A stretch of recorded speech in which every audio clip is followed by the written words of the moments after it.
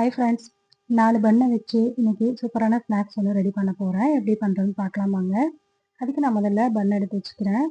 நம்ம இது வந்து டீயில் முக்கி சாப்பிடுவோம் இல்லையா, அந்த சாதாரண பன்னு தான் கடைகளில் கிடைக்கிற ரொம்ப விலை கம்மியான பன்னு தான் இது.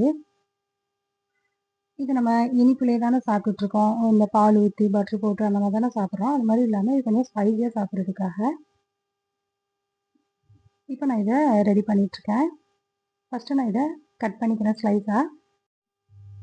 இதை முதல்ல குறுக்கால கட் பண்ணிக்கிறோம். இது போல் இது இன்னொரு மெத்தட் வந்து நம்ம ஸ்லைஸ் மாதிரி கட் பண்ணிக்கிற போகிறோம். குட்டி குட்டியாக இது மாதிரி கட் பண்ணோன்னா இது ஒரு ஷேப்பாக வரும். இது வந்து கொஞ்சம் சாஃப்டாக இருக்கிறதுனால கட் பண்ணுறதுக்கு கொஞ்சம் கஷ்டமாக இருக்குது. அது உடையாமல் நம்ம ஷேப் எடுக்கணும் இல்லையா, ஸோ இது மாதிரி குட்டி குட்டியாகவும் நம்ம கட் பண்ணி எடுத்துக்கலாம். இதில் இன்னொரு மெத்தட் கூட இருக்குது. நான் இன்னொரு பன் எடுத்து இது வந்து நம்ம 4 கட் பண்ணிக்க போகிறோம்.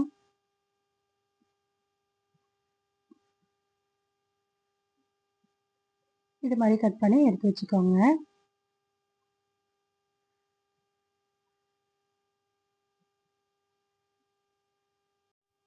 இதை பொரிச்சு எடுக்கிறதுக்கு நம்ம மாவு ரெடி பண்ணிடலாம். ஒரு பவுலில் ஒரு கப் கடல மாவு எடுத்துருக்கிறேன். ஒரு ஸ்பூன் அளவு அரிசி மாவு சேர்த்துக்கிறேன்.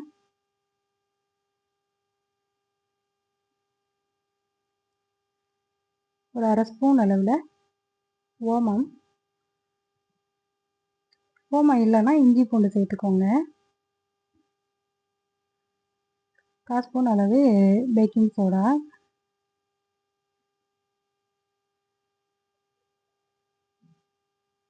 இது கூடவே கொஞ்சமாக பெருங்காயம், ஒரு 1/4 ஸ்பூன் அளவு பெருங்காயம். இப்போ இது காரத்துக்காக அரை ஸ்பூன் அளவு மிளகாய் பொடி சேர்த்துக்கிறேன். காரம் இன்னும் தூக்கலாக வேணும்னா ஒரு ஸ்பூன் கூட சேர்த்துக்கலாம். 1/4 ஸ்பூன் அளவு உப்பு, பத்தில் நம்ம எக்ஸ்ட்ரா ஆட் பண்ணிக்கலாம். இப்போ இதை முதல்ல நல்லா மிக்ஸ் பண்ணி விட்டுருவோம். இதை நல்லா ஃபஸ்ட்டு ட்ரை மிக்ஸ் பண்ணிவிட்டு அப்புறமா தண்ணி விட்டு நம்ம பஜ்ஜி மாவு பதத்துக்கு ரெடி பண்ணிக்க போகிறோம். இதை நான் ஃப்ரிட்ஜிலேருந்து டைரெக்டாக எடுத்து சேர்க்கறதுனால இது மாதிரி குட்டி குட்டி கட்டியாக இருக்குது. இப்போ தேவையான தண்ணி விட்டு நம்ம இதை கலந்துக்கிடுவோம்.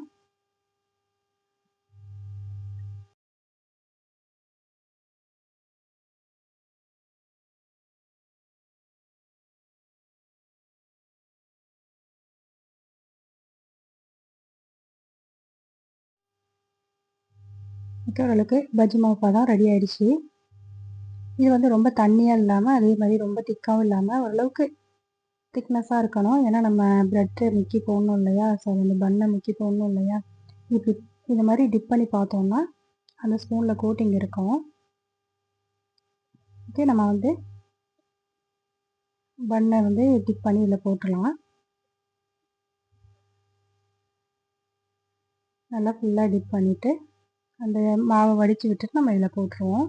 அப்போ நம்ம எண்ணெயில் வந்து அந்த பொட்டு பொட்டாக விழுவோம் இல்லையா, அந்த மாவு அந்த மாதிரி விழாமல் இருக்கும். எண்ணெய் நல்லா காஞ்சதுக்கப்புறம் ஹை ஃப்ளேமில் தான் நம்ம பஜ்ஜி எப்போவுமே போடணும். அப்போ தான் வந்து பஜ்ஜி எண்ணெய் குடிக்காது. நம்ம பாத்திரம் எந்த அளவுக்கு அவைலபிளோ அந்த அளவுக்கு நம்ம தேவைக்கு தக்கன போட்டுக்கலாம். இந்த மாதிரி அகல பாத்திரம்னா கொஞ்சம் இந்த மாதிரி நிறைய பீஸ் போட்டுடலாம். கொஞ்சம் குறுகலான பாத்திரம்னா 1, 2 அந்த மாதிரி தான் போட முடியும். நல்லா ஹை ஃப்ளேமில் வச்சு பொரித்து எடுத்துருங்க. அப்போ தான் எண்ணெய் குடிக்காது. பொதுவாகவே பஜ்ஜி நம்ம ஹை ஃப்ளேமில் வச்சு சுடும்போது தான் அந்த எண்ணெய் குடிக்காமல் நல்லா ப்ளஃபியாக கிறிஸ்பியாக வரும்.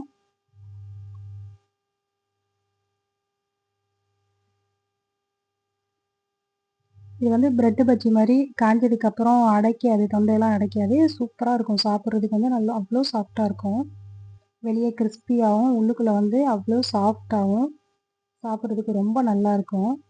வெளியில் கொஞ்சம் காரமாகவும் உள்ளுக்குள்ளே அந்த லைட்டாக இனிப்பு வேறு லெவலாக இருக்கும் சாப்பிட்றதுக்கு. அவசியம் ட்ரை பண்ணி பார்த்துட்டு எப்படி இருந்துச்சுன்னு கமெண்ட் பண்ணுங்கள். அவ்வளோதான் நம்மளோட பன் பஜ்ஜி. அது ஈவினிங் ஸ்நாக்ஸ் வந்து சூப்பராக ரெடி ஆகிடுச்சு. அவசியம் ட்ரை பண்ணி பாருங்கள். ரொம்பவே ஈஸி, ரொம்ப டேஸ்டியாகவும் இருக்கும். அவசியம் ட்ரை பண்ணி பார்த்துட்டு எப்படி இருந்துச்சுன்னு சொல்லுங்கள். நம்ம வந்து ஏற்கனவே சொன்ன மாதிரி 4 பண்ணை வச்சு ஒரு தட்டு நிறைய ஸ்நாக்ஸ் ரெடி பண்ணியாச்சு. வயிறும் நல்லா நிறைஞ்சிரும். ஸோ வீடியோ பிடிச்சிருந்தா லைக் பண்ணுங்கள், ஷேர் பண்ணுங்கள், கமெண்ட் பண்ணுங்கள். மறந்துடாமல் சப்ஸ்கிரைப் பண்ணிக்கோங்க. தேங்க்ஸ் ஃபார் வாட்சிங்.